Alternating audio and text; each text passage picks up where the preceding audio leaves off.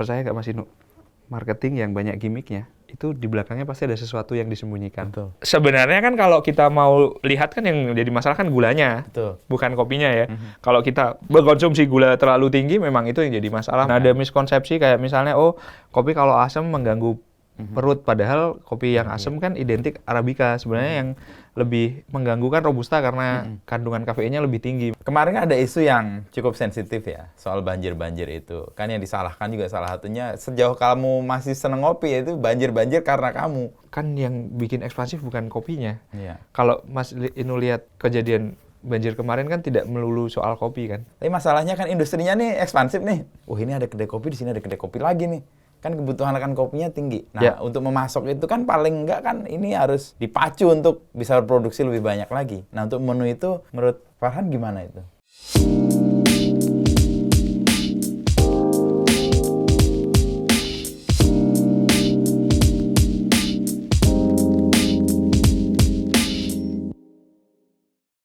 Farhan Nur Rahman. Yes, Farhan Mas Inu. Terus Eleanornya itu dari mana? FNR. FNR kan, Farhan Oh. FNR. Aku pikir itu dari mana? Enggak, itu FNR. dulu bikin akun Twitter kan bingung mau ngapain kan dulu. Iya, iya, iya. Ya udahlah, nama aja. Zaman dulu. FNR atau ternyata FNR. Iya. Oh, inisial ya. Inisial terus. Kayak di media dong. Di media juga ada inisial kan? Iya, yang di bawah. INU. Yang gitu-gitulah. Ada nama itu. Ya. Cuma kan waktu itu bingung, awal Twitter 2009 ya, orang-orang bikin akun kan nama-nama asli itu Agak nggak mau agak dimunculin. nggak familiar, Iya, agak iya. dulu mending nama lain kan, terus ya itu. Berarti pendahulu Twitter ini. Aku masuk berapa ya? 2009 mungkin ya? Iya, itu kan awal-awal banget. Iya. Gue kayaknya baru masuk juga 2000, setelah buku terbit 2010, 2011. Iya. Zaman dulu masih nggak kayak sekarang lah. Zaman dulu masih enak kalau nge-tweet. Kalau sekarang kayaknya bilang aja disalah terus. Nah, iya. Tapi masih nge-tweet? Ya paling sehari sekali. Sehari sekali ya. Dulu aku sampai pada situasi, gue cabut aja lah. Oh iya. Lelah juga kan? Apalagi waktu itu jadi pemret dan ada aja orang punya pandangan dan kemudian jadi sangat personal kan? Iya. Jadi saya kayak menyerang gitu kan. Hobinya sekarang menggali tweet yang lama. Menemukan apa yang aneh di masa lalu untuk dikeluarin di hari ini. Yang nggak relevan. Tapi unik lah. Nar, gue manggilnya apa nih? Farhan? Farhan boleh. Ah, Farhan ya. Lalu kuliah di STAN, dan sampai sekarang kan jadi ASN. Lalu aktif di media juga kan? Media sosial lah setidaknya. Iya. Nulis di Mojok juga kan? Dulu. Dulu. Udah nggak nulis Udah aku. nggak. Tapi kemudian sekarang malah Entrepreneur. dikenal sebagai Bapak Magic Indonesia. Dan gue salah satu yang terpengaruh Magic loh. Dari permajikan kira-kira 2022 tuh ya. Mas Inu ingat nggak tahun lalu kebocoran data itu? Tahu? Ya kan ada nama aku tuh. Ya. Nah, aku sejak itu menutup diri kalau aku PNS. Oh. Lah nama aku, dataku, tanggal Ada semua. lahir ibu, semuanya udah ketahuan mau berlindung apa lagi. Waktu itu yang sampai dirapatin di DPR terus aku kayak wah kok begini ya hidup ya. Jadi ya udah. Tapi kemudian memilih jalan wirausaha dan statement yang clear banget nih. Ini Wijilan Street, bisa cerita, Nar? Ini Atau punya si Farhan? Klawu kan? Klawu. Mas Inu tahu Klawu nggak? Klawu Jogja. Yang tokoh, yang orang hip hop random namanya Yusak Dika. Itu kan tokoh hip hop. Nah, dia tuh bikin ini merchandise Wijilan. Oke. Terus dijual di depan kafe, terus ya udah sini tak beli. Oh. Emang orangnya se-random itu. Nah, Wijilan kan memang kalau di musik Jogja kan kulturnya hip hop ya. Ya, Wijilan. Di sana ada terus Deloader yang setiap Selasa main DJ for free gitu-gitu. Jadi kayak oh di sini hip hop ternyata. Dan tercermin sih di jalanan, di tembok-temboknya Iya, itu, artnya itu. Ya, terus jalan ke pengusaha dan kopi itu gimana ceritanya? Han? Sebenarnya kan karena dari nah ini belum mulai kan? Udah kayaknya. Oh, udah. Lanjut aja. Ini tuh sebenarnya karena apa ya? Aku orangnya tipenya kalau kecebur kenapa nggak sekalian? Oke. Jadi kayak Mas Inu ya, oh dari influencer terus ada yang kebetulan ketemu partner yang pas, terus ya udah kita bikin, kita set up sampai sekarang akhirnya sudah Jalan. setahun lebih dan alhamdulillah ya cukup bisa memberikan warna karena Australian style atau Melbourne style tuh jarang di Jogja. Nah kayak gitu. Dan ya Jogja dengan segala dinamikanya kan kita jadi tahu ya. Oh ini ternyata kopi yang disukai begini-begini dia. Dan kami cukup waktu itu agak Mas Inu tahu Slow Bar kan? Ya, Tahu, kayak tahu. klinik kopi. Iya. Klinik kopi salah satu yang mengawali ya. Iya, Mas Pepeng. Pepeng. Nah kan Jogja kan kulturnya seperti itu. Terus saya merasa bahwa oh yang saya bikin bukan slow bar karena memang tidak diniatkan sebagai slow bar, tapi ya karena kulturnya slow bar ya pada akhirnya tetap berasimilasi kayak gitu sih Mas. Lebih ke kalau udah kecebur kenapa nggak nyelam aja sekalian. Tapi kemudian ada kemungkinan untuk beradaptasi juga ya dari konsep yang awal itu ya. Kalau Mas Inu pernah ke klinik kopi kan stylenya seperti itu ya. Antri masuk lalu kita ngobrol Sama Pepeng. sama Mas Pepeng, terus kemudian pada akhirnya disajikan kopi. Nah kami pun akhirnya mencoba melakukan pendekatan seperti itu tapi dengan hospitality. Jadi tetap bisa ngobrol. Cuma kan memang nggak bisa dipungkiri tempat wisata ya Wijilan itu. Oh, Jadi iya. kayak susah sekali untuk kita harus mindful ngobrol sama barista tuh memang susah. Agak Karena susah, nanti oke. antriannya akan Sangat panjang. sangat panjang. Karena mau nggak mau kami berterima kasih ke Yujum karena limpahan tamu dari Yujum itu Lari ke Wombat. lari ke Wombats karena memang hal yang kami syukuri adalah waktu kami datang ke Wijilan itu kami diterima ya. Terus kami juga ada mengikuti pattern orang-orang Di situ. Wijilan bahwa oh Yujum buka 5:30. Kalau kami ikut aja jam 6 karena kalau 5:30 masih terlalu pagi. Akhirnya terima kasihnya dari Yujum kalau misalnya ada orang yang Sarapan. habis makan gudeg atau sarapan itu ngopi di mana? Oh itu di seberang ada. Nah kayak gitu. Jadi kayak setiap libur tuh dapat limpahan. Kadang kami juga nganter ke Yujum. Kami bolehkan juga dari Yujum kalau mau makan di tempat kami dan kami nggak jual makanan sih. Oke. Mas Itu yang kamu sebut sebagai cross marketing itu. Iya, cross marketing. Apa sih konsep apa itu sebenarnya? Sebenarnya kami gini ya, kalau cross marketing itu kan sebenarnya banyak orang yang bilang, oh kamu tuh punya warung kopi tapi kok nggak promoin kopi Produk orang lain. lain, produk lain. Terus ya memang awalnya saya influencer, tapi yang kedua kan kalau kita bikin orang lain besar, secara otomatis pasti akan ada timbal baliknya walaupun itu entah kapan. Yang saya percaya sih seperti itu ya Mas Inu. Terus di era sekarang kan juga cross marketing saya kira hal yang biasa. Iya. Kayak dua brand yang saling berjauhan bisa collab. Kalau dalam bahasa itu bahasa marketing ya. Padahal kalau kita amati di Jogja ya memang seperti itu kulturnya. Kita saling ini aja. Oh mereka jual makanan besar. Oh kami nggak usah. Kami jual snack aja.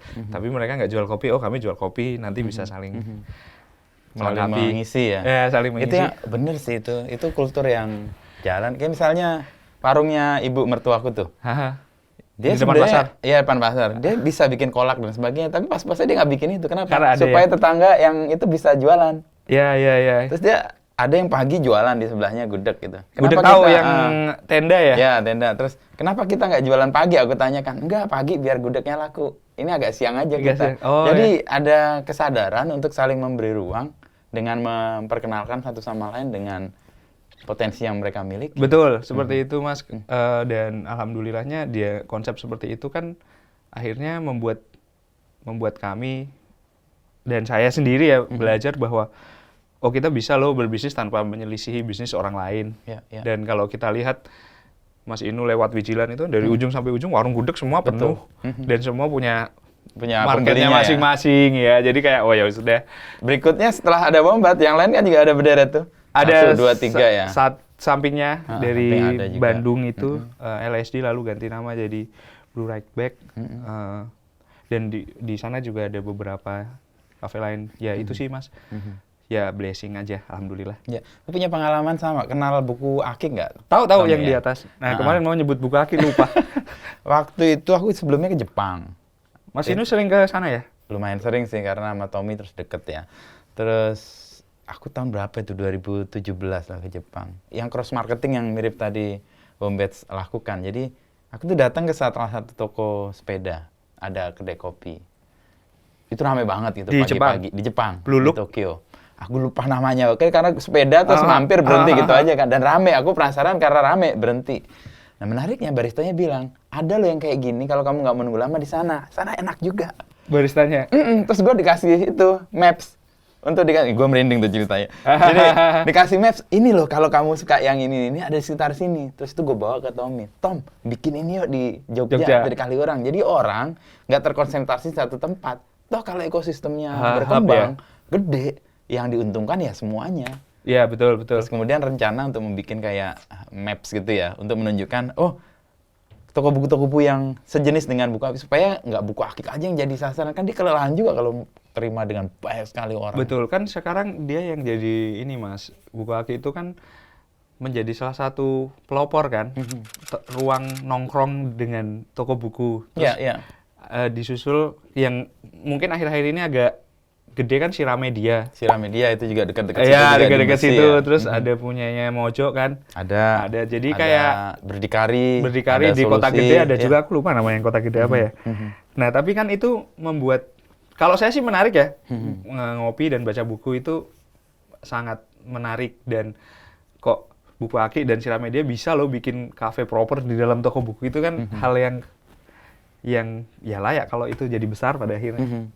Jadi ruang yang kemudian tadinya sendiri bertumbuh, terus kemudian bisa dibagi kan? Betul, harusnya kan seperti itu ya, kalau kita mau bikin kultur bisnis yang sustainable, memang harus saling membesarkan kan. Maksudnya nggak usah lah, ya kompetisi bisa, tapi kalau sekarang kayaknya eranya lebih ke kolaborasi sih, bukan kompetisi Mas Inu, kalau aku memahami itu ya. Terus dalam konteks yang kemudian kamu menemukan magic itu gimana ceritanya? Dulu sempat belajar kopi di Australia, terus pas pulang belajar dalam konteks studi. Aku memang kerja di sana dan belajar. Terus ya sudah, apa namanya, waktu di Indonesia tuh cuma sedikit. Seingatku ya, ada Gianti. Gianti itu Menteng.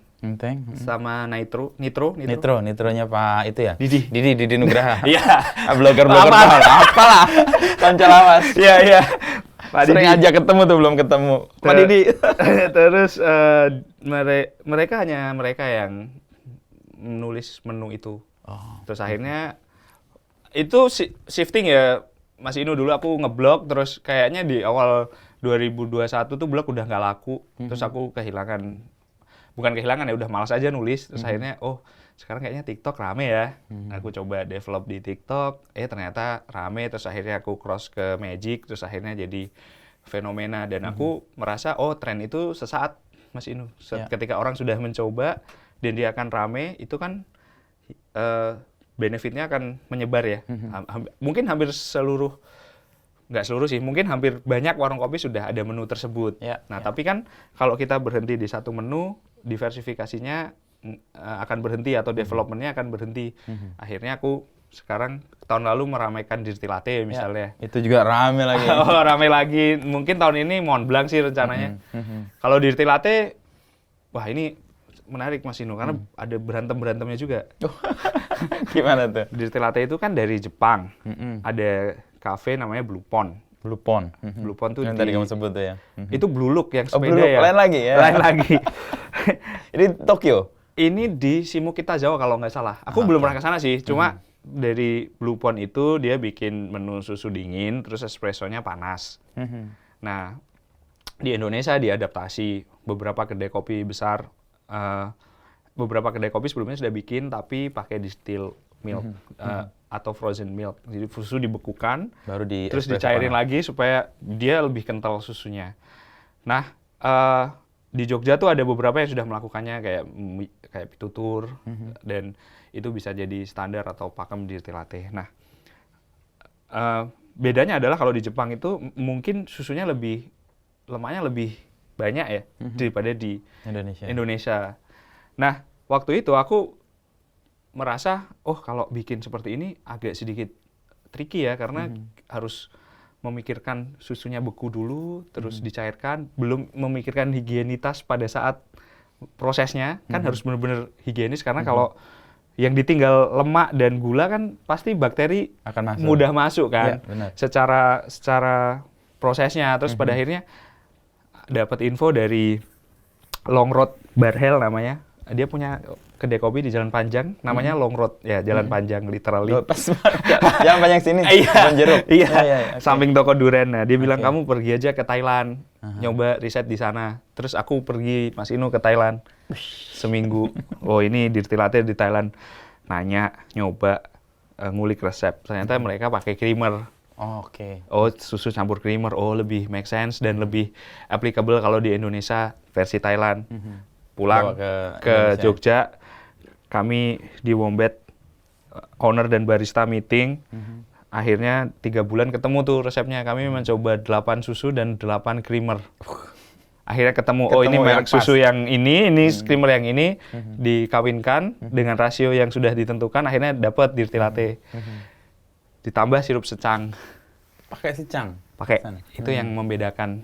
Kenapa? Karena kalau kita memahami spektrum rasa, kalau susu gurih ketemu espresso pahit kadang orang nggak nyaman. Ya, karena jomplang banget. Nah, penengahnya itu secangnya itu. Kenapa secang? Karena di dekat Wombet ada toko oleh-oleh yang jual. Jadi kami beli di situ.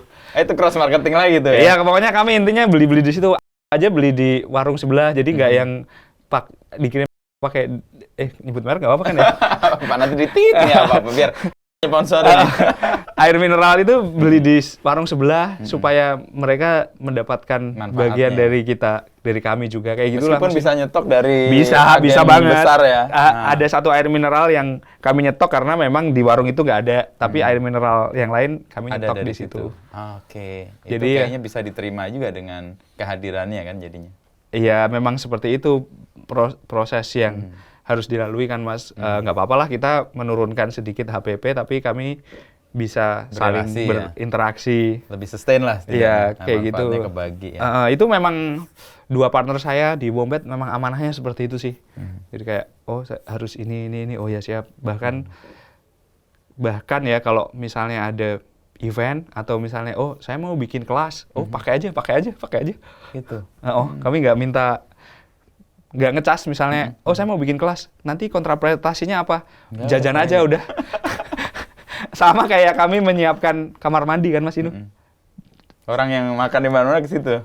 Iya, jadi dulu aku tuh kan sering lari di GBK ya, nge-gym lari di GBK, terus oh kalau di GBK orang bisa langsung kerja karena bisa langsung mandi. Di Jogja kan susah sekali. Ya, untuk kamar mandi. Untuk kamar mandi yang ada di dekat stasiun tuh, bayar kan. Terus kita bikin aja lah di Wombet kamar mandi. Ternyata itu helpful buat para pelari. Jadinya itulah yang membuat kultur yang membuat Wombet itu identik dengan pelari itu karena dia men-solve problem para pelari ya. Iya, pertama itu. Lalu yang kedua dia men-solve problem orang yang datang dari stasiun terus bingung. Mau ke hotel terlalu pagi. Ya tapi mau langsung jalan-jalan. Tapi belum mandi. Akhirnya dapat konten tuh biasanya dari TikTok atau dari IG terus pada nanya di DM-nya Wombet. Bisa mandi di situ syaratnya apa? Datang aja nanti pesan kopi udah mandi. Jadi kadang kalau pas saya pulang ke Jogja tuh menemukan orang-orang masih pakai koper gede-gede, datang ke situ ngopi terus mandi, terus baru mereka pergi. Kadang titip kopernya nanti jam 1 diambil, boleh nanti kami simpan di gudang belakang. Murah hati sekali nih bisnisnya. Iya. Kami tidak mengejar sesuatu yang terlalu besar Mas Inu, jadi ya udah kita running seperti itu. Terus yang terakhir nih yang kami temukan kemarin pada saat musim liburan. Di dekat situ kan ada kantong bus pariwisata. Ya. Dan travel. Datang tuh para driver-driver yang nyari kopi pagi. Sampai akhirnya, oh ada ya karakter seperti ini. Oh ternyata mereka nyari yang buka jam 6 dan bisa istirahat mandi. Mereka nunggu tamu kan pasti di drop di alun-alun, Beringharjo, alun-alun, dan mereka ngopi. Balik ke tempat di mana nanti parkir. Jam 9, jam 10 mereka balik. Nah kayak gitu. Akhirnya ada biasanya ngumpul di depan itu driver-driver yang dari luar kota. Oh ada ya hal-hal kayak gini. Yang tadinya nggak terbayangkan ya? Yang ternyata tumbuhnya organik seperti ini. Dan kalau minggu kami punya refreshment buat pelari, semangka, melon. Jadi orang habis lari, di situ ada refreshment, iya, gratis. Mau nggak ngopi juga nggak apa-apa, ambil aja. Itu salah satu identitas Wombet dengan pelari ya? Karena memang karena buka jam 6 Mas Inu, kan Jogja biasanya buka jam 8. Iya, bahkan jam 9. Jam 9 atau jam 10 terus kayak kita buka pagi aja lah. Karena ngikutin closing gudeg. sama gudegnya Iya. Wijilan. Ngikutin Tadi gudeg. yang berantem-berantemnya belum disebut tuh, yang dirty tadi. Berantemnya di mana? Oh ya, ada banyak yang Mengklaim atau bukan mengklaim kayak Dirty itu harus begini, I see. kopi harus begini, harus pakem Jepang, harus begini, harus Thailand. Dalam hati saya tidak itu diskusi yang justru memperkaya ruang diskusi kopi kan sering Kayak banyak begitu diskusinya ya. Terus itu memperkaya tapi juga itu memberikan pilihan sebenarnya ke konsumen, bahkan juga ke kedai kopi. Sekarang bayangkan Mas Inu kalau kita mencoba untuk membuat dirty latte dengan frozen milk atau distilled milk. Kalau kita di Jogja atau di Jakarta itu tidak masalah. Fasilitasnya tersedia, susunya ada, daya beli masyarakatnya mampu. Tapi kalau di kota kecil misalnya, geserlah sedikit ke Purworejo atau ke Bumen, atau bahkan kemarin saya tur dirty latte itu ke Probolinggo, ke Cilacap, belum ada menu tersebut. Tier 3 itu ya? Kota-kota yang seperti itu tuh belum ada. Terus kalau kita harus saklek dengan menu yang original seperti itu ya ekonomi apa sih? Kedai kopi mungkin akan kesusahan untuk membuat menu dengan harga terjangkau yang kemudian pada akhirnya bisa diserving ke masyarakat. Dan kami selalu begini, Mas. Misalnya saya diundang ke Probolinggo kemarin atau ke Cilacap kemarin. Mereka mengundang kami, bahkan ke Salatiga, mereka mengundang kami bar take over. Kami pakai resep kami tinggalkan resepnya, pakai aja Mas resepnya. Semua komposisi, jenis susu, rasio, pakai aja. Generous sekali. Toh kalau mereka laris, kami juga ikut seneng kan. Itu dan tadi mereka semangat kan yang merawat ekosistemnya itu ya. Kalau ke Jogja ke Wombet aja, nah gitu kan ada timbal baliknya. Jadi kalau kami ke kedai kopi untuk bar take over, kami sudah sering ya mungkin tahun ini dari awal tahun tuh sudah kemana-mana Mas. Probolinggo, Cilacap, Magelang, Salatiga. Nah itu tuh kami selalu tinggalkan resepnya, silahkan dipakai. Dan mereka biasanya juga mengadaptasi ya? Mengadaptasi, ada yang ditambah susunya, ada yang dikurangi rasionya, ada yang kemarin di Jogja, mereka pakai resep sendiri, saya bawa resep sendiri, terus saya berikan masukan, ini harusnya resepnya diginikan agar espressonya nggak turun, nah seperti itu. Nah kalau ini komparasi aja, kalau di otomotif ada tuh orang-orang yang sangat puris. Jadi dia pengen sesuatu tuh ya seperti adanya. Oh, orisinil ya? Sementara ini kan sangat adaptif kan? Iya. Sesuai kebutuhan atau material atau bahan yang ada di wilayah itu. Atau selera masyarakat di situ. Karena toh selera kan juga nggak bisa didebat juga kan? Betul. Orang cocoknya di mana kan itu hal yang orang bisa punya argumentasi masing-masing. Nah, kalau di kopi itu cair gitu aja ya? Mas Inu pernah ke itu nggak, apa namanya? Teki di Glodok. Teki belum. Kopi Teki yang pelopor kopi kopi tiam. Oke, menarik tuh. Ya kan kayak sering lihat di sosmed aja orang lewat gitu. Ya, Mas ini mungkin bisa coba di sana ya. Kalau kita mau melihat kultur kopi Indonesia 80 tahun yang lalu kan Itu seperti Teki itu. tuh. Ya, jadi minum kopi sama SKM dan sekarang yang dengan kultur minum kopi sambil makan bakmi. Ya. Itu adalah kultur di mana waktu itu pola orang kerja, orang ngopi itu kan juga di mau nggak mau ada pengaruh dari orang-orang Chinese juga kan. Sama juga kalau kayak kita bicara kopi tiam yang di Singapura, yang kopinya itu pakai mentega kan. Ternyata itu memang sarapan orang sana untuk mencukupi kebutuhan protein, ditambah dengan roti panggang. Nah, kalau kita ngomongin ke kopi sekarang kan itu asimilasi ya toh. Misalnya kalau sekarang kita ngomong specialty coffee, espressonya kan dari Italia juga. Adjustment di sini juga berbeda dan hal-hal seperti itu tuh seharusnya tidak usah menjadi, kalau saya ya prinsipnya, sepanjang kamu bisa menghidupi diri dari kopi dan orang lain senang dengan kopimu, itu bagi saya sudah cukup. Kalau kita masih memaksakan standar yang terlalu ketat, toh kita juga nanti kesulitan sendiri ya? Akan kesulitan sendiri karena kita mau tap in mengirimkan pesan ke orang-orang bahwa ayo menikmati kopi, itu saja susah sekali kan. Pasti stigmanya kopi itu pahit atau kopi bikin asam lambung, padahal itu sudah bisa kita dibang dengan fakta medis atau fakta-fakta yang ada, Mas Inu. Jadi saya malah berterima kasih dengan Kopi Tuku, kopi susu gula aren. Dia bisa bikin kopi semasif itu, dan itu kan entry point kopi orang yang sebelumnya nggak tahu. Oh, kopi itu pahit ya. Oh, di Kopi Tuku manis. Oh, akhirnya kita bisa step selanjutnya kan. Tapi sekarang lagi rame tuh seminggu terakhir soal kopi gula aren yang katanya mengganggu dan kayak jadi tiket menuju rumah sakit cuci darah dan sebagainya. Meskipun sekarang dilawan lagi kan. Mau sesering apa kau minum kopi dan bagaimana gitu ya. Sebenarnya kan kalau kita mau lihat kan yang jadi masalah kan gulanya, bukan kopinya ya. Kalau kita mengkonsumsi gula terlalu tinggi, memang itu yang jadi masalah. Makanya beberapa kali kalau kita ikut podcast atau misalnya Tirta tuh yang sering teriak-teriak, ngopi itu segini. Ya memang kalau kita kopi dalam batas aman, ya memang nggak ada masalah. Dan saya pun juga membatasi kalau misalnya, saya ngopi cuma sehari 2 cup aja, 2 cup espresso, itu sudah cukup buat kebutuhan saya personal. Nah, dan saya juga bukan tipe pengopi yang harus setiap hari ngopi, karena saya butuhnya itu cuma pagi, dan kalau puasa kan nggak bisa. Jadi ditukar malam, atau nanti siang dikit kalau pas kerja sudah mulai capek, ngopi lagi. Udah itu doang kebutuhan saya. Masih kayak nggak pernah ngopi malam, kecuali puasa.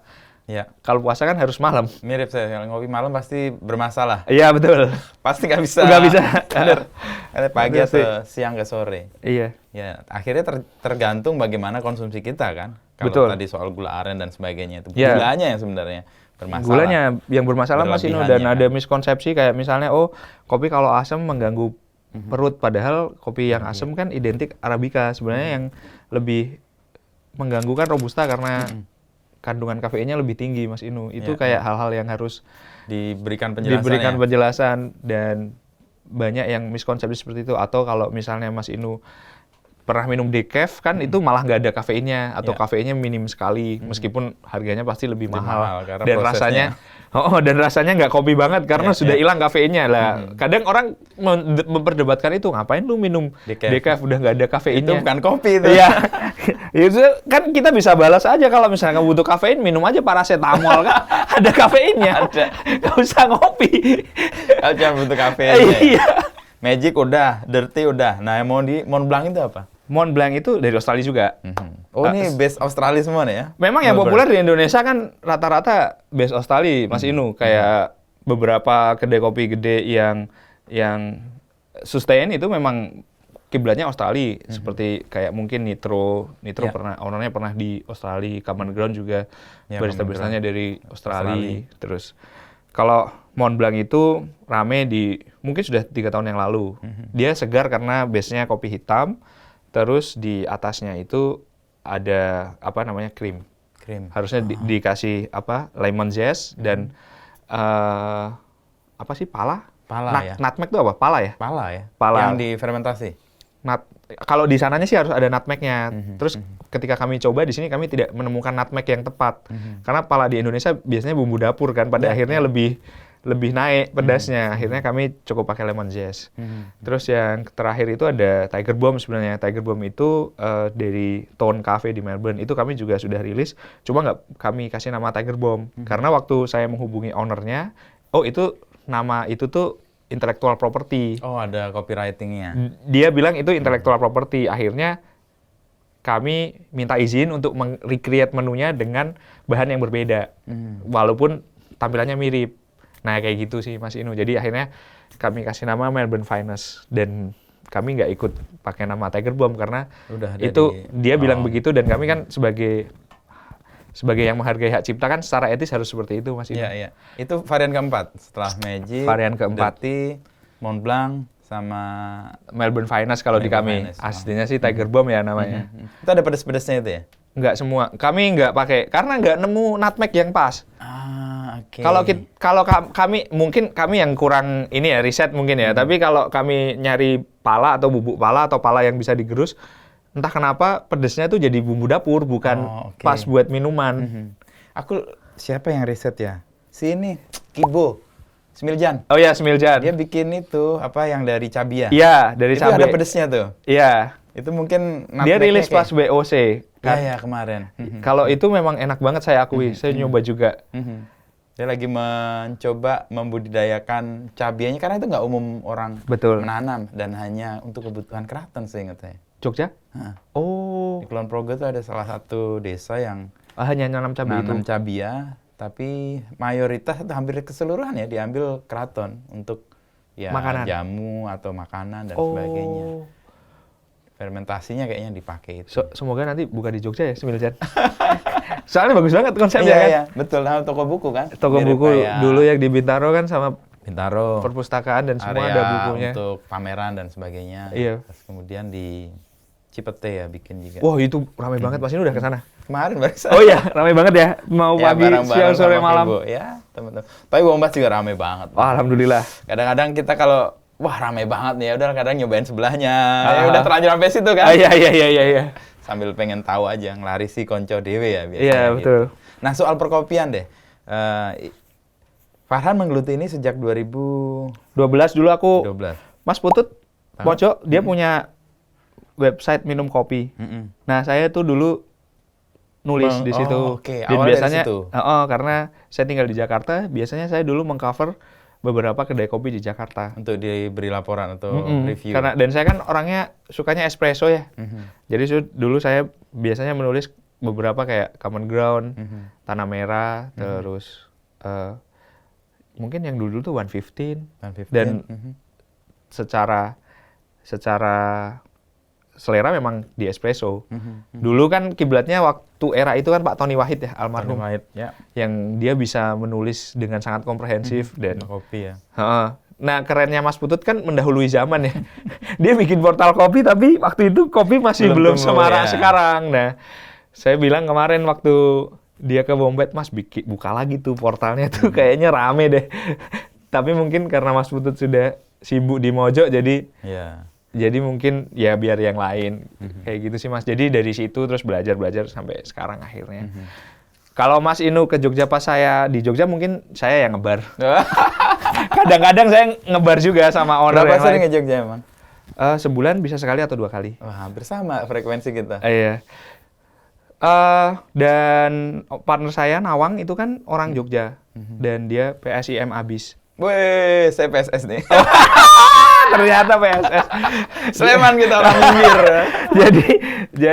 Jadi dia membuka kayak misalnya ada rencana PSIM main, oh ya kita bawa mobilnya ke sana, jualan di sana dengan harga yang lebih murah. Oh, kayak ada mobil yang bisa jalan itu ya? Betul. Kayak apa itu mobil? Grand Max. Grand Max ya? Dulu kami mau buka di Solo, Mas Inu. Kan kami melihat ya, selain Jogja ternyata kultur kopi di Solo tuh menarik juga. Dan juga, ya. Di Solo kan ada, Mas Inu pernah ke Kuslan belum? Kuslan belum. Kopi di sana tahu di yang apa, rumah yang buat para pelari juga itu. Dekat soto, depannya soto Loske. Ya, Loske. Loske itu yang paling culture. Kuslan itu kan juara dunia roastery. Juara 3, 2022. Wah, menarik nih, gue belum Nah, kesana. itu namanya Koeslan. Koeslan ya. Nah, di situ ada dia, terus ada Loske, terus pelopor spesialtinya ada Sekutu. Dan kalau Mas Inu pernah lihat konten viral yang di Jalan Slamet Riyadi itu satu deret ada berapa tuh? Kopi, ya. 22 atau berapa. Nah, waktu itu kami sempat punya rencana atau punya wacana, jalan. Buka dulu di Solo. Setelah Jogja kami coba ke Solo. Tapi ternyata satu dan lain hal kami tidak bisa mewujudkan yang Solo. Pada akhirnya bagaimana kalau kita beli mobil saja atau kita pakai mobil saja. Ternyata kami bisa menggunakan Wombats itu di mobil, ternyata malah kami bisa buka di Solo, di Magelang, di mungkin next akan di mana, itu tergantung request. Sejauh ini baru Solo dan Magelang. Dan kami mengukur antusiasmenya, oh ya lumayan ya kalau kami bikin permanen di sini kayaknya oke juga. Ukurannya gitu, apa kalau melihat sebuah fenomena itu, antusiasmenya, oke juga nih kalau ini dibuka di sini? Kami melihat dari sisi kunjungan sih. Dalam satu hari misalnya, dalam satu shift di Solo misalnya, kami bisa dapat sekian cup yang terjual, di Magelang juga sekian cup yang terjual. Dan ke Magelang itu kemarin kan sebenarnya ke Borobudur, Mas. Ya. Kami menyponsori acara yoga dan acara konser.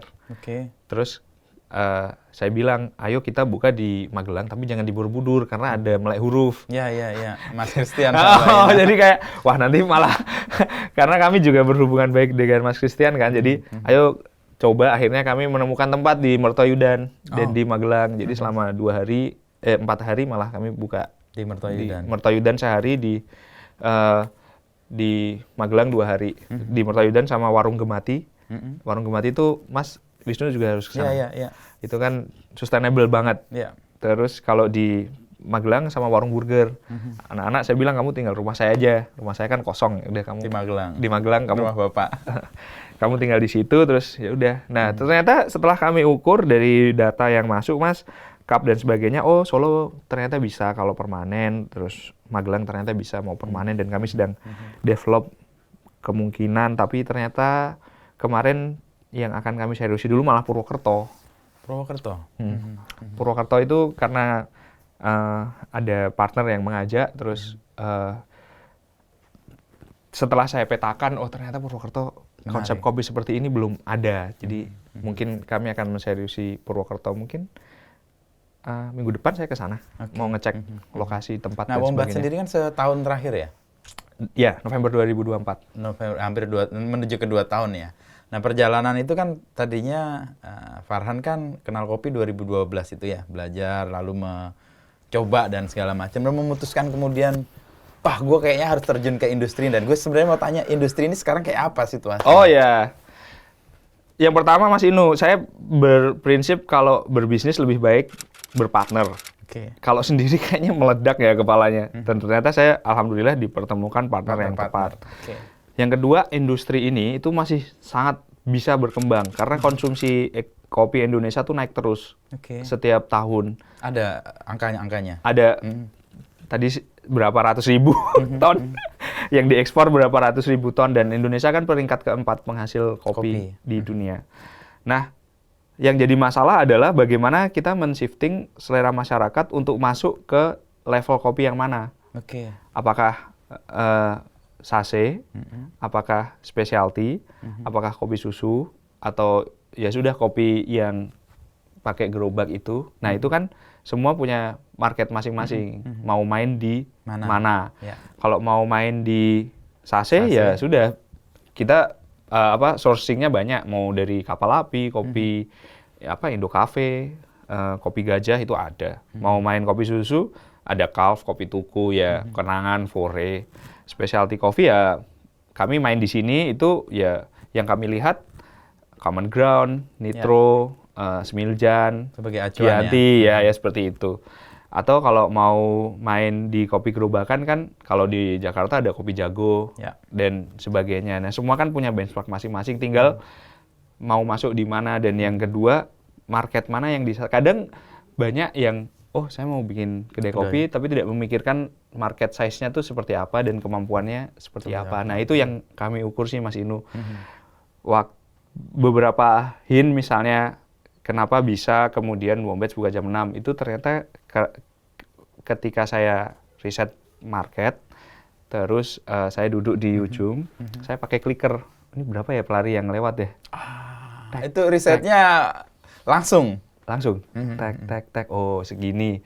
Dalam 2 jam ada 120 yang lewat. Kalau 10%-nya aja jajan di kami, itu sudah alhamdulillah kan. Nah, kayak gitu Mas. Karena basic lanjutan kuliah saya kan marketing ya. Jadi S2-nya di situ, belakang Kompas. Apa namanya? Binus. Oh, Binus. Oh iya, di sini ya belakangnya. Daerah sini kan? Kebayoran sini kan? Bukan, Binus yang sini. Apa namanya? Anggrek. Oh, Anggrek ya. Binus Anggrek kan lewat. Kalau ngampus kan lewat gitu. Nah, di situ diajarin dulu waktu kuliah. Diajarin, oh gini kalau kamu bikin usaha tuh gini. Project saya juga usaha, walaupun waktu itu projectnya sate, tapi akhirnya dialihkan ke kopi. Tapi risetnya kan sama. Risetnya sama. Nah, jadi ternyata begini. Jadi kadang banyak orang yang membuka warung kopi itu tidak memikirkan market yang disasar. Oh, saya punya modal, saya buka. Padahal market yang disasar akan menentukan model marketing yang akan digunakan, dan juga akan dilihat bagaimana market itu akan membesar.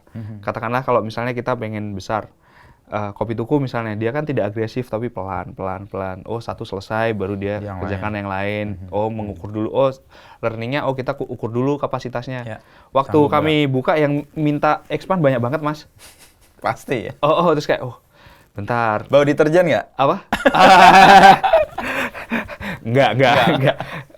Saya sangat selektif banget untuk itu karena saya selalu bilang kalau mau join sama Wombet sudah siap rugi dulu belum, karena kami itu sangat specialty dan marketnya tuh berbeda dengan kedai kopi kebanyakan. Nah kayak gitu Mas. Nah jadi kayak seperti itu. Industri ini masih sangat memungkinkan untuk berkembang, tumbuh, dan kalau Mas Inu lihat di Jogja setiap minggu ada kedai kopi baru. Kalau Mas Inu bablas dari rumah mertua ada baru tuh yang gede banget sama lapangan pedal. Oh iya. Tetra Kusuma Negara. Oh iya benar. Wah, baru lihat itu. Banget saya kemarin kesana. Lihat pagernya yang warna belakang Swiss Bell. Iya betul. Itu, tadinya apa ya itu kok jadi gede banget? Saya nggak tahu Mas Inu. Tiba-tiba ada. Wih, gede banget. Betul. Lapangan padel, terus mencengangkan karena ada parkirannya kan luas banget. Terus lagi masang pagarnya warna terakota. Betul, gitu, terakota, betul. Sekarang sudah open dan itu 24 jam. Kayak bisa. Terus slow-bar seperti Mas Pepeng juga banyak sekali tumbuh dan semua kan punya market masing-masing. Dan itu yang menarik adalah dari kota, nggak hanya Jogja, terus dari Bandung misalnya, Surabaya dan sebagainya, itu kan punya kultur sendiri-sendiri Mas. Dan kalau di Jogja, saya merasa ini kayak neighborhood coffee shop ya, kayak tumbuhnya di lingkungan rumah. Mas Pepeng tumbuh di rumah, kami di rumah, beberapa kedai kopi juga di rumah. Kalau di kayak surfing community kan? Iya betul. Kalau kayak di Bandung juga seperti itu kan. Meskipun kulturnya berbeda sekali. Kalau Bandung lebih banyak wisatanya misalnya, atau di Surabaya juga seperti itu. Kalau saya melihat seperti itu Mas Inu. Dan bahkan kalau saya look up ke quality kopi, saya lebih memilih lihat di Surabaya. Quality kopi. Atau Solo. Karena mungkin kalau di Jakarta saya ngelihatnya, orang Jakarta sudah mencari kopi yang konsisten karena mereka mencari untuk bekerja kan. Tapi kalau di Surabaya atau Solo itu sangat eksploratif sekali rasanya. Dengan rasa yang mungkin tidak terbayangkan, kayak misalnya kemarin di Kuslan, blueberry-nya benar-benar rasa blueberry. Ketika minum tuh ada rasa blueberry. Atau ketika di Surabaya by the way ada Ultra Mas, itu juara 1 roastery ini dunia. Ada seratusan brand, nanti kita akan kulik satu-satu nih. Tapi harus didatangi memang untuk kalau Ultra itu ya Mas Taufan Mokoginta kan juara 1 roastery dunia 2023. Wah. Jadi kayak ya itu the best. Saya pemula, kopi itu pemula. Nggak apa-apa Mas Inu. Di dekat sini banyak yang enak kok. Di sini mungkin kalau di Senayan bisa The Wolf. Kalau di Jalan Panjang ada Long Road atau Espresso Embassy. Di Bintaro juga ada The Wolf juga tuh. Ya itu cabangnya. Pertama kan di dalam Senayan. Tropo juga ada dekat sini. Nah itu mungkin kalau specialty ke situ Mas Inu. Tapi saya juga minum kopi bubuk kok. Kalau nggak ada ya kapal api nggak apa-apa. Itu biasanya kan kayak entry level ya untuk orang kenal kopi kan, atau pintu masuk lah untuk orang. Semua pasti butuh pintu masuk Mas Inu. Hampir semua hobi pasti butuh pintu masuk. Ya. Dan kalau saya lihat sekarang pintu masuk yang paling prominent ya kopi tuku. Atau orang masuk ke yang lebih serius ya. Tapi kalau memang mau stay di kopi tuku juga nggak apa-apa karena kan selera nggak bisa kita ubah. Maksudnya orang punya preferensi sendiri-sendiri. De gustibus est non disputandum itu bahasa Latin ya. Soal selera nggak bisa diperdebatkan. Betul. Lu mau selera saset, lu selera giling, selera spesialtis ya orang punya ukuran masing-masing. Betul, saya setuju itu Mas Inu. Jadi saya juga tidak menyelisihi kayak misalnya ada purist yang bilang kopi itu nggak boleh pakai gula. Ya silahkan. Tapi saya pernah surfing di Wombet, orang Itali minum pakai gula espressonya, minta gula. Ya sudah, itu kan masing-masing ya. Kalau kita masih mau memperdebatkan di situ ya kita nggak akan bergerak. Iya sih. Karena kalau saya prinsip hospitality adalah memenuhi ekspektasi audiens, pelanggan. Pembeli. Kalau pelanggan mau apa ya sudah, kalau selama kita bisa men-serve, kami serve. Orang pelanggan minta teh, kami berikan teh. Di situ walaupun nggak jual teh, ada teh ini saya ada teh. Celup mau nggak nih, nggak usah bayar gitu. Itu bagian dari hospitality memang. Itu culture, meskipun kita nggak menjualnya, tapi kalau ada yang butuh ya sudahlah kita berikan. Iya, kayak gitu sih Mas. Jadi kayak gitu. Selain tumbuh, kan nggak banyak juga yang kemudian bertumbangan kan. Betul. kopi. Jadi Betul. pertumbuhannya itu kayak setara dengan yang berguguran juga sih. Ada banyak, saya menemukan di Jogja itu tempat yang tadinya brand apa, Jadi apa? dengan alat yang masih sama. Dan di banyak kota juga melakukan itu sih. Ya mungkin trial atau mencoba sesuatu. Nah kalau industrinya bertumbuh, apa yang membuat hal atau inisiatif ini berguguran juga? Sebenarnya kan itu wajar dalam hal bisnis, Mas Inu. Nggak hanya kopi, warung mie ayam juga bisa mengalami hal tersebut. Tapi kalau kita bicara ke kopi, ada beberapa hal yang saya lihat ya. Kenapa ada kedai kopi yang tumbuh, terus kemudian dia tidak tahan lama. Mungkin yang bisa saya lihat dari kasus-kasus beberapa kali saya mendampingi kedai kopi untuk grow ya, itu mereka terlalu spending di depan, maksudnya di marketing di depan, tapi tidak menjaga kualitas rasa di belakang. Oke. Jadi kalau kita mau usaha F&B, kan Mas Inu sempat mungkin mengalami ya, banyak kedai makan legendaris orang itu kesana karena rasanya. Betul. Kita ikat dengan rasanya itu yang kadang orang tidak menjaga atau tidak melihat ya bahwa itu tuh penting. Kayak misalnya, oh kalau makan bakmi di Jogja di mana? Oh langsung bakmi Kadin atau Petbun atau mana. Orang tidak akan melihat bahwa tempatnya tuh kecil atau tempatnya apa, tapi udah rasanya. Rasanya yang nempel. Kadang orang beberapa yang saya dampingi itu, nanti saya mau konsepnya seperti ini. Konsep apapun kan sebenarnya bisa.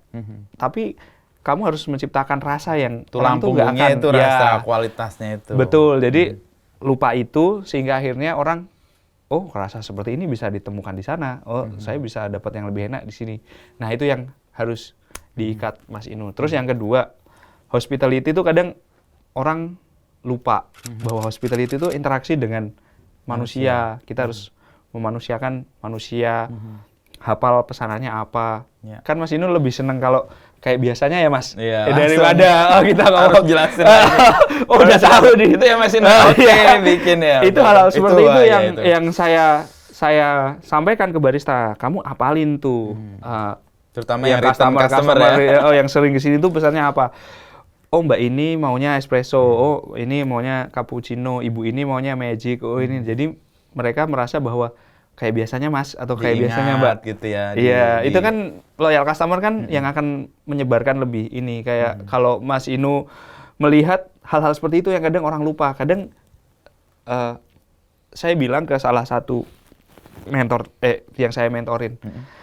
Kafemu bagus, kafemu skena, tapi kalau baristamu tidak menyapa customer dengan rendah hati, itu akan jadi masalah di kemudian hari. Dia bilang, iya terjadi Mas, dia kadang telat, dia kadang ini, terus dia kadang merasa artis, gitu kayak. Ya seperti itu, mohon maaf nanti pengunjung juga tidak akan merasakan ikatan, kayak gitu sih Mas. Saya lebih percaya ke value kayak gitu. Ya, satu kualitas produknya. Yang kedua tadi soal hospitality. Ya. Kalau Mas Inu ke Nitro punya Pak Didi kan kayak gitu. Ya. Bagus banget serving ke customer-nya. Atau kalau kita ke Common Ground juga seperti itu kan. Atau Blue Doors misalnya. Semiljan ya begitu. Semiljan juga begitu. Bahkan jadi kenal kan. Iya. Mas Inu. Iya kan. Jadi kan itu membuat orang kadang kaget. Kenal dia. Kadang saya nggak mau, kadang kepikiran, saya mau ngopi di mana? Yaudah kesana aja. Nah, ada gitu Mas yang harus disebutkan. Untuk jaga kualitas kopi itu kan banyak faktor ya. Selain ya ada barista, ada alat ya. Tapi basisnya kan sebenarnya biji kopinya. Nah, biji kopi di Indonesia bisa diandalkan nggak? Atau kopi mana yang membuat kualitas misalnya tetap terjaga? Sebenarnya Mas Inu, saya justru tidak mengunci satu origin tertentu. Di Bombet ada 2 grinder, satu untuk house blend. House blend itu kami roasting sendiri dan kami punya langganan roasting dengan orang lain. Kami berpartner dengan Sansat di Ponorogo dan Jaya Roaster di Sleman. Itu untuk mengisi line up reguler dan ada Ale Roastery. Jadi secara bergantian roastingan kami sendiri, Jaya, Sansat dan Ale yang karakternya sama. Lalu grinder satunya itu untuk seasonal beans itu setiap hari ganti Mas Inu. Bahkan kalau Mas Inu datang pagi atau sore itu bisa jadi kopi yang berbeda. Kenapa? Karena ini katalis. Jadi saya melihat kopi Indonesia tuh diverse, roastery-nya diverse. Tapi kebanyakan roastery itu tidak punya tempat untuk memarketingkan produknya. Jadi kenapa kami bilang Wombats berani setiap hari ganti kopi? Karena kami mau membantu roastery. Jadi kalau roastery dia punya produk bagus, tapi nggak punya tempat marketing, ayo saya beli produknya, saya marketingkan, saya kenalkan ke customer. Jadi nanti customer bisa memilih. Dan itu yang membuat orang justru datang lagi, karena setiap hari kopinya berbeda. Ada kayak unsur kejutan juga ya? Oh ini kopinya yang kemarin, oh enggak, itu nanti entah kapan lagi akan kami beli lagi. Kayak gitu. Terus yang kedua, semakin sering customer dan barista itu merasakan rasa yang berbeda, pengalaman rasa mereka akan semakin kaya. Betul. Dan mereka akan menemukan, oh kedai kopi dari Toraja tuh karakternya begini, Gayo begini. Referensinya jadi luas. Referensinya jadi luas. Dan itu cara kami untuk mengedukasi customer dan mengedukasi barista. Mereka akan semakin pintar secara otomatis karena line up kopinya berbeda. Kayak gitu Mas Inu. Jadi kalau Mas Inu datang pagi, terus malam datang, itu bisa jadi beda. Karena saya juga nggak bisa jamin kapan habisnya. Yang akan masuk, ya. Nah, untuk menjaga dan mengenalkan karakteristik itu kan ada model belajar formal yang namanya sensori, Mas Inu. Nah, itu yang dilatih saya pelajari secara personal dan saya berikan ke barista. Jadi kemarin saya sempat nulis di threads. Gimana sih cara barista Wombats? Oh, saya sekolahkan di Anomali. Dan memang beneran saya pergikan. Saya tutup Wombats 3 hari. Kami tutup untuk belajar di Anomali. Belajar di Brooklyn untuk hospitality. Belajar di Anomali untuk sensory. Jadi mereka tahu bahwa oh seperti ini rasa kopi yang seharusnya dan bagaimana kalibrasi yang dial in yang benar. Nah itu yang kami berikan ke customer. Jadi karakter kopi itu di Indonesia banyak banget. Tidak bisa kayak misalnya oh kalau Brasil rasanya coklat. Atau Ethiopia tuh rasanya floral, identik. Nah, di Indonesia antara Gayo, Flores, Toraja, itu beda semua. Justru itu yang kami berikan di Wombats atau lewat apa yang kami yakini bahwa justru kedai kopi ini kalau kita bisa memberikan banyak rasa, orang akan belajar. Dan orang akan semakin pintar dengan sendirinya untuk membedakan rasa yang masing-masing itu. Nah, yang kami kunci cuma yang house blend. House blend pun yang kami kunci rasanya. Ininya bisa berbeda. Contohnya kami roasting sendiri saat ini sedang pakai Brasil dan Temanggung. Tapi mungkin batch lain kalau beans-nya susah bisa jadi ganti. Tapi yang penting karakternya sama. Susah Mas Inu setelah banjir Gayo kemarin itu untuk susah sekali. mendapatkan biji ya yang dan itu kan itu adalah masa di saat menjelang panen. Panen itu mulai Maret nih besok. Maret sampai Juli, Agustus ya, berbeda region. Jadi beberapa kantong kantong kopi di Gayo Aceh, kemudian Sumatera Utara, Sumatera Barat itu habis banjir. Jadi kami sempat mengalami November kemarin, November, Desember, Januari harga kopi itu naik 20% di level green bean atau roasted bean. Dan stoknya itu jadi sedikit susah. Kami tidak bisa mendapatkan harga yang seperti sebelumnya. Akhirnya kami berikan ke customer juga, mohon maaf ini harganya naik karena begini. Nggak bisa dipungkiri Mas. Dan susu juga. Jadi susu agak susah nyarinya.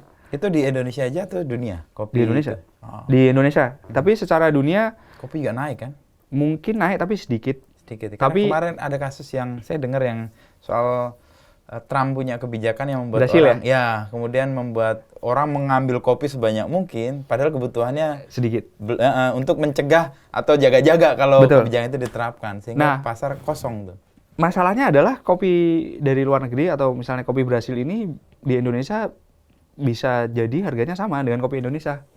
Jadi kadang secara logis memilih kopi Brasil kok lebih murah dan lebih stabil lebih stabil kualitasnya. Nah kayak gitu jadi kadang jadi dilema juga Mas Inu. Kalau kita mau bicara kopi dalam negeri tantangannya banyak banget. Apa aja misalnya Mas?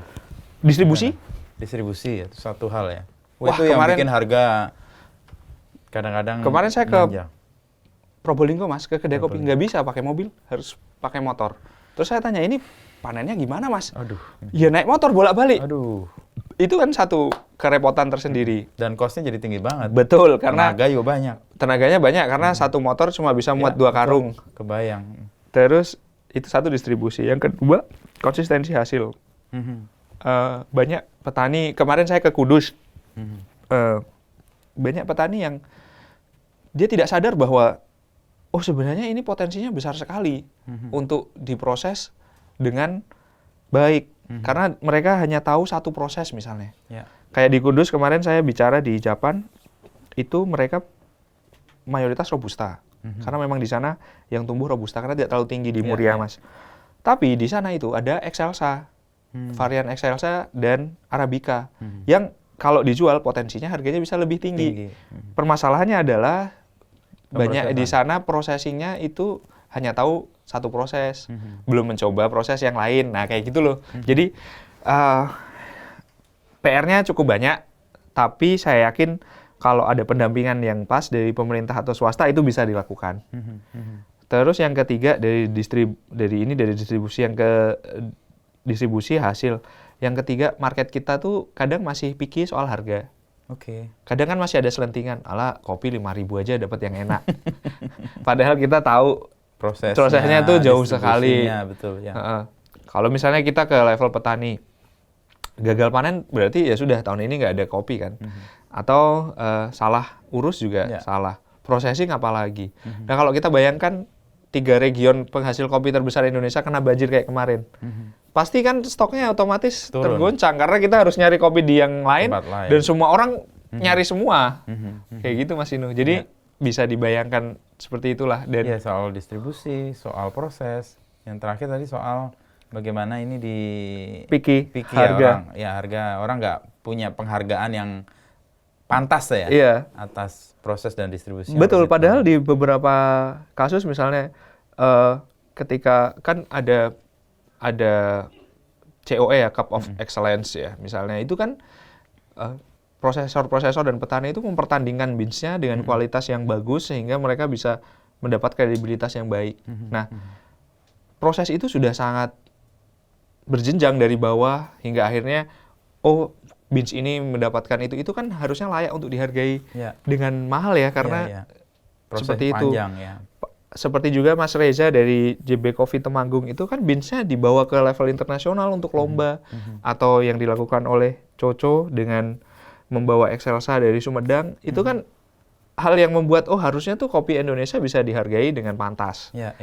Cuma mungkin karena orang dikotominya masih kopi itu kopi sachet aja cukup. Jadi kadang tidak. Artinya marketnya akhirnya beda-beda kan, juga diverse juga market kita ya. Ya seperti itu Mas Inu. Ya memang tantangannya seperti itu. Tapi kalau dalam konteks yang lebih apa yang membedakan kalau di Brasil, Ethiopia itu kan kopinya menjadi sangat identik. Ini fruity, ini coklat. Kenapa Indonesia begitu banyak rasanya atau ragamnya atau jenis bijinya yang ditanam? Beberapa hal adalah soal tanah, kontur tanah dan tempat. Karena setiap daerah punya karakter yang berbeda-beda. Meskipun bibit kopinya sama? Sama, itu berpengaruh. Ketinggian dan sebagainya. Ketinggian ya. Terus kesuburan tanahnya juga berbeda. Lalu yang kedua, di beberapa tempat saya menemukan bahwa beberapa kedai kopi beberapa perkebunan itu berasal dari Belanda. Yang varietasnya itu malah jarang ada. Nah kayak gitu itu juga berpengaruh sih Mas Inu. Tumbuh pohon dan sebagainya. Lalu mungkin yang ketiga, justru diverse-nya itu yang harus kita coba ya. Mungkin kalau kita melihat karakter Brazil di sana karena dia satu land. Iya, dalam satu negara, satu land. Ethiopia juga satu landlock lah istilahnya. Nah kalau di Indonesia kan kepulauan beda-beda. Nah justru itu yang harus kita perkenalkan. Hanya saja memang kadang karena kita bicara kepulauan Indonesia, kadang kita merujuk ke mana. Kadang itu yang orang masih sering kebingungan karakternya itu mau kayak gimana. Padahal ya kalau kita bisa bilang karakter kopi Indonesia gimana? Oh, karakter Indonesia kaya. Ada yang nutty, ada yang fruity, ada yang ini. Tergantung pulau mana yang Iya, kamu merujuk ke Indonesia yang mana? Nah, kayak gitu loh, Mas. Sumatera pun juga beragam kan? Dari ujung ke utara yang Aceh sampai yang Lampung. Iya, betul. Beda-beda. Macam-macam kan. Kayak misalnya kalau kita ngomongin Robusta, Robusta Lampung memang yang dijadikan basic Robusta memang kebanyakan dari Lampung, baru justru Sumatera Selatan. Tapi kalau Arabica yang paling dikenal kan pasti Gayo. Iya, benar. Arabica Gayo, baru nanti Sumatera Utara. Itu pembuka hari saya tuh, Gayo. Apa? Iya kan? Saya ambil di Rosso. Oh, Rosso BSD Dekat ya? rumah ya. Wah, itu kan itu. klasik Mas itu, Mas? Iya, klasik. Legend banget, 2011 ya kalau nggak salah. Selalu nyetok di situ sih di rumah. Nah, kemarin ada isu yang cukup sensitif ya, soal banjir-banjir itu. Kan yang disalahkan juga salah satunya, sejauh kamu masih seneng ngopi, itu banjir-banjir karena kamu. Padahal kalau kita lihat, kayak kemarin saya baca laporan dari National Geographic, malah sebaliknya, kopi itu mengikat tanah karena dia tidak tumbuh monokultur. Monokultur ya. Dia kan justru perma kan. Iya, dia butuh pohon pelindung. Betul. Dia bisa jadi sela-sela. Sebagai aktivis atau orang yang bersuara tentang kopi, melihat itu dan sebenarnya kopi dalam konteks untuk lingkungan, sejauh mana dia punya pengaruh ya? Baik yang positif maupun negatif. Kalau saya melihat apapun itu yang ekspansif pasti akan merugikan, Mas. Betul, yang ekspansif. Apapun itu mau jenis tanaman apapun, kalau yang ekspansif itu pasti akan merugikan karena itu sudah menjadi komoditas yang mengganggu keseimbangan kan. Namun kalau kita atau Mas Inu mungkin jalan-jalan ke perkebunan kopi yang masih merawat bahwa kopi itu bisa tumbuh berdampingan. Kopi itu jadi pagar, tanaman pagar, dia tumbuh di hutan bareng pohon-pohon peneduh. Itu sebenarnya tidak ada masalah karena itu menunjang dan tidak merusak. Nah, yang harus kita pertahankan kan yang seperti itu, Mas Inu. Secara negatif memang kalau misalnya ada klaim bahwa kopi merusak, ya seinvasif apa dulu. Karena tidak hanya kopi, tumbuhan lain pun kalau invasif dan ekspansif pasti merusak. Apapun itulah. Kalau kita mau merujuk ke tumbuhan yang lain juga boleh. Tapi kalau kita melihat di beberapa perkebunan yang tradisional, ya mereka tumbuh bareng kok. Waktu saya di Probolinggo tumbuh dengan pisang misalnya, atau dengan sengon, dia jadi satu dengan sengon. Nah, kayak tinggi peneduh kopinya. Nah, kayak gitu dan tumbuh lebat seperti itu di lereng gunung. Di kemarin di Temanggung atau di Batang juga mereka malah beneran tumbuh di area hutan. Jadi ada lot untuk kopi dan mereka tumbuh di area hutan. Dan bahkan ada pohon kopi yang menjulang tinggi, yang gede-gede batangnya, warisan Belanda, itu juga masih ada. Mereka malah jadi peneduh untuk kopi yang lain. Iya, itu Excelsa biasanya. Jadi di Temanggung dan Batang itu ada pohon-pohon Excelsa tua, warisan perkebunan Belanda yang gede-gede. Itu masih produksi kopinya? Masih tumbuh. Berarti udah ratusan tahun. Iya, ratusan tahun. Ya? Iya. Termasuk yang di Kudus tadi? Kalau yang di Kudus termasuk Excelsa. baru. Itu baru? Yang saya dapat informasinya itu di Batang dan di Temanggung dan beberapa di Probolinggo tuh masih ada yang kan dulu di Probolinggo juga ada perkebunan kopi zaman Belanda. Dan di Temanggung tuh ada Robusta yang dikelola gereja.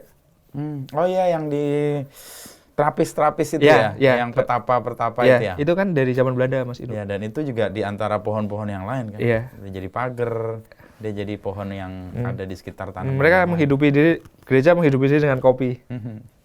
Sama ternak sih kalau nggak salah. Ada keju dan sebagainya hasil dari situ. Nah, itu kan sustainable ya sebenarnya dan itu berjalan ratusan tahun. Tapi kalau kita ngomongin ekspansif, terus jadi kan yang bikin ekspansif bukan kopinya. Kalau Mas Inu lihat kejadian banjir kemarin kan tidak melulu soal kopi kan. Itu sudah sistemik lah. Sudah di luar apa yang kita bayangkan. Tapi begitu kebutuhan kan, kalau mungkin kita sadar bahwa kalau nggak ekspansif aman lah, ini bisa lestari dan bisa sustain ya. Tapi masalahnya kan industrinya nih ekspansif nih, pertumbuhannya kan gede kayak tadi lihat, ini ada kedai kopi, di sini ada kedai kopi lagi nih, kan kebutuhan akan kopinya tinggi. Nah untuk memasok itu kan paling nggak kan ini harus dipacu untuk bisa produksi lebih banyak lagi. Nah untuk menu itu menurut Farhan gimana itu? Titik tengahnya. Negara seperti Vietnam itu robustanya paling tinggi loh Mas di Asia. Untuk produksi. Jadi menurut saya kalau Indonesia dengan luasan seperti ini, sebenarnya kita bisa belajar ekstensifikasi ya sebutannya. Tanpa harus ekspansif sebenarnya. Mungkin meningkatkan intensifikasi berarti. Intensifikasi ya. Mungkin bisa dengan meningkatkan kualitas di tanaman yang ada, dan itu sudah dilakukan sih Mas. Vietnam. Di Indonesia beberapa kali penelitian oleh ITB, IPB, bahkan Indonesia punya lembaga sendiri di Jember ya kalau nggak salah. Badan Penelitian Kakao dan Coklat. Mereka kan juga cukup sering melahirkan penelitian untuk meningkatkan jumlah panen tanpa harus ekspansif. Ya? Iya. Hal seperti itu masih sangat mungkin untuk dilakukan. Dan kalau kita melihat berkaca misalnya teknologi pertanian yang paling maju, mau nggak mau kita lihat China misalnya. Nah China juga seperti itu kan Mas. Mereka kedai kopi Cina itu baru memproduksi kopi mungkin 20 tahun belakangan. Tapi sekarang sudah booming. Sudah besar sekali industrinya. Marketnya sendiri segede itu kan? Iya, marketnya segede itu, dan dengan teknologi pertanian seperti itu. Saya sih berharap kalau teknologi pertanian bisa berkembang, kita bisa mengurangi ekspansif. Tapi kita bisa lebih meningkatkan produksi yang ada. Kayak gitu Mas Inu. Itu riset dan development-nya ya, yang perlu dikembangkan ya. Indonesia sudah punya modalnya sih Mas. Kalau mau pemerintah sudah ada lembaga untuk meneliti kopi, dan didukung dengan universitas. ITB ada penelitian tentang kopi, IPB ada, Brawijaya ada. Dan marketnya juga tumbuh. Marketnya tumbuh. Pelakunya juga makin banyak. Iya, fakultas kehutanan kan ada, harusnya, atau fakultas pertanian kan ada, harusnya mereka bisa dari sisi sains ya. Iya, harusnya mengembangkan itu, tapi kehutanan jadi presiden. Wow. Tapi itu kan perannya lebih gede jadinya, kan harusnya kan betul, jadi peran yang sangat luas ya untuk melakukan banyak hal. Nah, mungkin terakhir nih Mas, FNR. Jadi saya kebaca nih, Farhan Nur Rahman. Lo kan melakukan 3 hal yang sangat berbeda nih. Bagi waktunya gimana? Lo sebagai ya wirausahawan lah sekarang kan, lalu juga di sosial media atau jadi influencer lah terkait kopi, dan juga tetap di ASN. ASN tetap sesuai jam kantor. Kalau ngonten itu biasanya pagi sebelum ke kantor. Sebelum ke kantor atau pas jam istirahat. Kalau entrepreneur karena saya punya partner, jadi saya cenderung lebih mudah ya. Saya ke Jogja kalau pas dibutuhkan saja, mungkin sebulan sekali, dan tadi ditanya sama teman-temannya Mas Inu, gimana itu? Lah saya punya konten kreator. Saya nyetok video. Jadi kalau Mas ke Jogja nyetok video, minta bantuan, bisa 5 sampai 10 video nanti diposting belakangan. Karena saya percaya sih kalau seorang pekerja nggak punya hobi, hidupnya akan monoton. Betul. Dan nggak punya sesuatu kehidupan yang diurusin selain pekerjaan tuh nanti pasti suatu ketika akan stuck. Betul. Entah di mana stucknya itu pasti akan ada momen di mana wah saya nggak bisa ngapa-ngapain lagi nih. Nah itulah kenapa saya merawat hobi Mas Inu. Sejak kapan punya kesadaran itu? Dari dulu awal bekerja, saya dulu ngeblog kan, ngeblog traveling dan sebagainya. Ya kayak gitu. Ya. Dan itu kayaknya membuat hidup lebih berwarna juga kan? Iya, ya kayak Mas Inu mobil klasik atau motor klasik kan harus tetap dirawat kan? Iya, benar, paling enggak pikiran kita jadi terpantik untuk sesuatu yang berbeda. Kan? Itu kan momen, kalau saya sih biasanya mengalaminya sebagai momen kesadaran di luar yang autopilot. Betul. Kalau pekerjaan ya udahlah, ada autopilot kan. Tapi mulai sesuatu yang baru, apalagi hobi kan, belum tahu kenal ini gimana nih kan. Mengalami sendiri, terus kemudian... Ya semua orang mengalami itu, nggak perempuan, nggak laki-laki kan pasti harus ada. Kalau saya sih yakin harus ada hobi di luar pekerjaan rutin yang harus di-maintain agar kita tidak bosan. Itu saja sih. Sesederhana itu Mas Inu. Dan syukur-syukur hobinya memberikan alhamdulillah secara ekonomi juga, kan? Alhamdulillah. Jadi sekarang memperkenalkan diri sebagai wirausahawan. Weh, nggak juga Mas. Aku lagi mau study lagi jadi. Study lagi ya. S3 jadi ya. Wih, ngeri. Pakai LDP nggak? Pakai tapi di BINUS. Oh, bisa ya? LPDP di dalam? Memang bisa. Oh, bisa ya? Iya. Apa studi apa rencananya? Marketing. Manajemen marketing lagi. Oh, oke. Akan membuat terobosan baru nih kayaknya. Enggak, Mas. Bagaimana caranya agar marketing itu bisa dijalankan tanpa ekspansif dan gimmick yang berlebih, itu yang saya yakini. Karena kalau kita marketing terlalu banyak gimmick, percaya nggak Mas Inu? Marketing yang banyak gimmicknya, itu di belakangnya pasti ada sesuatu yang disembunyikan. Betul. Tapi kalau marketing yang pure. Itu pasti kualitasnya sudah bicara duluan. Ya. Nah itu yang saya yakini, makanya saya mau memperdalam soal manajemen dan marketing itu. Ya, itu kan persis jawabanmu tentang gimana caranya mempertahankan sebuah usaha di F&B tadi kan. Kualitasnya ngomong. Iya. Hospitality ya, kemudian itu juga membantu ya. Tapi pertama-tama orang datang lagi ke tempat lo makan atau minum kan karena kualitasnya. Kan? Iya. Gue pernah satu kali makan di satu tempat yang ketika buka enak banget. Atau nggak lama setelah buka enak banget. Setahun kemudian datang ke situ, kecewa luar biasa. Ya Karena kan? nggak mampu dijaga. Atau udah gantilah chefnya dan sebagainya. Padahal ingatan kita akan makan ketika abadi. itu enak banget. Aduh. Tapi begitu datang, aduh kok jadi begini. Kita tidak mampu jaga. Dan kemudian banyak gimmicknya. Iya kan? Nah, saya yakin hal seperti itu tuh masih bisa di-maintain di Indonesia dan saya ingin mencoba untuk memberikan pendekatan bahwa marketing itu memang seperti ini. Marketing itu harusnya seperti ini karena era media sosial, FOMO, gimmick, 3 detik hook di awal itu membuat orang tidak berpikir jernih dan membuat orang bias. Dan itu ngaruh juga ke sisi produsen atau provider. Ya, bahwa kalau kita mau mengedepankan kualitas, sebenarnya kualitas itu ada tanpa di marketing kan produk akan berbicara. Dan itu yang membuat kita ngerasa pede juga kalau punya barang yang bagus. Ya marketing support aja, bukan di depannya tadi, bukan sesuatu yang tadi dengan gimmick yang besar. Kalau ini pasti ada yang disembunyikan ya pasti. Itu Mas, itu yang mau saya pelajari di Indonesia. S3 ya. S3. Dan nanti buahnya bisa dinikmati oleh banyak orang seperti amin, tadi. Kampusnya deket nih. Seperti Magic, Dirty, Mont Blanc, sama terakhir tadi apa? Tiger Bomb atau Melbourne Finest. Tiger Bomb atau Melbourne Finest kalau di Wombats. Itu aku tahu pertama itu dari si Kibo lagi. Dia datang ke Wombats, itu terus di story di sosial media. Itu varian terbaru ya? Iya, varian terbaru. Masih ada satu lagi tapi aku simpan nanti buat tahun depan. Harus evolving ya, harus berkembang terus ya. Itu kan tantangan sebenarnya kan, untuk menemukan inovasi kan. Setelah udah ini populer, dampaknya bagus, impact-nya oke gitu terus. Iya, apa yang lagi lain yang itu. baru? Dan kami selalu meninggalkan resep, silahkan pakai. Dan ada beberapa kedai di Jogja yang aku datang juga ngerasa terbantu dengan popularitas nama-nama yang kemudian dibuat oleh FNR tadi itu. Magic ya. Aku Magic pertama ya pas 2022 itu pandemi itu. Oh, Mas, ini di mana pertama? Waktu itu di tempatnya di Kota Gede, kedai di rumah dari aku. Ya. Mas Topas kenal ya? Iya. Ya dari situ terus dirtinya dia nyobain itu. Oh, ini lagi rame nih Mas, aku bikin juga ya.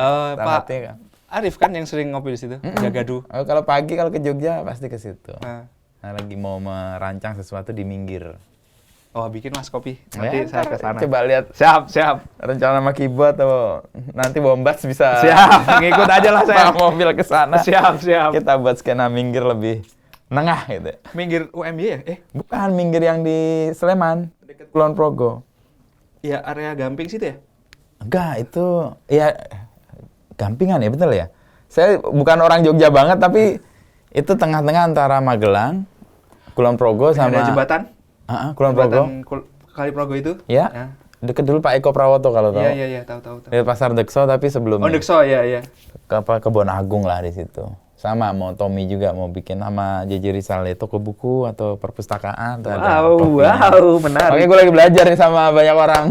Siap. Mencari kolaborator karena nggak bisa kerja sendiri. Kalau kerja sendiri kayak pusing kepala. Bener, emang harus menemukan partner yang tepat, Mas Inu. Betul. Itu learning untuk bertumbuh ya. Kalau sendiri kadang kalau dalam manajemen kan kalau sendiri juga kamu harus mendelegasikan tugas ke orang. Dan mendelegasikan tugas juga butuh orang yang bisa punya trust yang tinggi.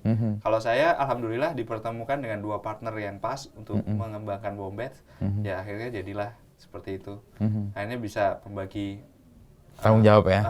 Saya nggak ngurusin operasional, Nawang yang ngurusin operasional, satu lagi ngurusin produksi untuk bins dan sebagainya dan keuangan sehingga kami bisa tumbuhnya tuh bisa cepat. Kolaborasi tadi tumbuh bareng ya. Iya, betul. Dan gedein ekosistemnya sama-sama. Karena semua akan dapat manfaatnya juga akhirnya kan. Alhamdulillah. Meskipun nggak langsung ya. Kita di pengalaman yang di Jepang tadi, itu generous banget tuh kedai kopinya yang ada sepeda itu. Jadi dia tahu banget bahwa aku pengen, tapi rame banget kan. Dan dia nyamperin kalau kamu mau kayak gini ada di sekitar sini juga loh, silahkan. Kami juga melakukan hal yang sama kok Mas. Jadi kalau kalau ada yang butuh referensi, ditunjukin ya ke situ. atau sebelah kosong atau mungkin ke tempat lain. Ya kalau ada makan ada gudeg, ada soto dan sebagainya. Soto, ya. Bahkan kami promosikan beberapa. Kami tidak menyembunyikan vendor, Mas.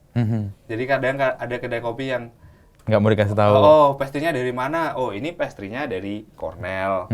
Ini banana bread-nya dari Made by Kinoy. Ini kombuchanya dari Bones. Oke. Nggak ada kekhawatiran apapun? Tidak ada. Oh, ini jusnya dari Akar. Oke. Dan itu terbukti ya, setahun setengah ini udah jalan dan nggak ada. Kan clarity penting ya, Mas. Kalau saya sih, kalau misalnya saya bilang ke orang, oh ini pastry-nya dari mana? Oh dari Cornell. Kalau mau beli bisa langsung ke Cornell. Kalau mau banyak langsung ke Cornell aja. Kalau di sini cuma terbatas yang ada di sini. Oke. Nanti generous banget ya. Nanti si George dari Cornell ngasih tahu, oh ada yang orang beli nih. Ya Mas, ini dari kamu kemarin. Oh iya aman George. Nanti dia kan akan mereferensikan juga kalau ngopi di Jogja kemana. Itu ya, istilahnya saling silang ya memberikan iya, atau support. ke Made by Kinoy, ini banana bread-nya dari Made by Kinoy. Kalau mau pesan aja. Nanti dari dia juga jawab, oh kalau mau ngopi di Bombets aja Mas. Gitu. Begitu juga ke Bones. Paling sering kan dengan Bones ya, kombucha. Dia berbuka toko kan. Nah, kan aku dulu Bones, aku tuh punya residu kopi. Ini nggak kepake. Kamu mau nggak bikin kombucha dari sini? Oke. Terus akhirnya Bones, oh boleh, aku belum riset juga. Tapi nggak apa-apa kalau mau dicoba. Akhirnya kami setor kopi-kopi yang nggak kepake, kami kasih ke Bones secara berkala, dia kirim dalam bentuk kombucha. Jadi kan kami nggak punya waste ya, Mas Inu ya. Nah dari situ, dari situ ternyata laris dan dia akhirnya, ini ada kedai kopi lain yang mau pakai konsepnya ya pakai aja Bon kalau itu. Tapi aku minta yang punya Bombets cuma dari kopinya Bombets. Oh kalau itu aman. Nah, jadi itu berlanjut terus Mas Inu. Ya ada ruang tempat lain juga melakukan hal yang sama ya. Iya melakukan hal yang sama, ada potensi dan kita dua brand itu bisa saling tumbuh sama-sama. Karena kami juga sering mengajak, Bons, mau nyponsorin ini nggak? Ini PSIM latihan. Mau ikut nggak? Bawa mobilnya atau bawa... sama juga dengan Made by Kinoy. Kinoy ini PSIM latihan mau nyponsorin nggak? Nah, bertiga, 3 brand tuh jalan. Jalan ya. Itu clarity itu ya pentingnya. Iya. Dan kalau kita tutup kayaknya nih ya, clarity is power kata Yuval Noah Harari kalau di buku 21 First. Kalau itu power Mas, karena daerah sekarang semua orang bisa cari di internet. Betul. Jadi sebenarnya mau nutupin apa kalau di internet ada semua. Ya. Jadi mending nggak usah ditutupi ya, memang begini. Kejujuran itu orang menghargai kan. Sesuatu yang tulus, jujur, dan orang ngasih, oh iya nih. Terima kasih. Thank you, FNR. Sama-sama, Farhan Nur Rahman, orang Klaten yang keliling-keliling ke Magelang, Salatiga, kemana lagi? Jogja. Besok Purwokerto. Wah inilah cita-cita semua generasi nih untuk bisa jalan-jalan dan menikmati perjalanannya. Alhamdulillah. Terima kasih Mas Idu.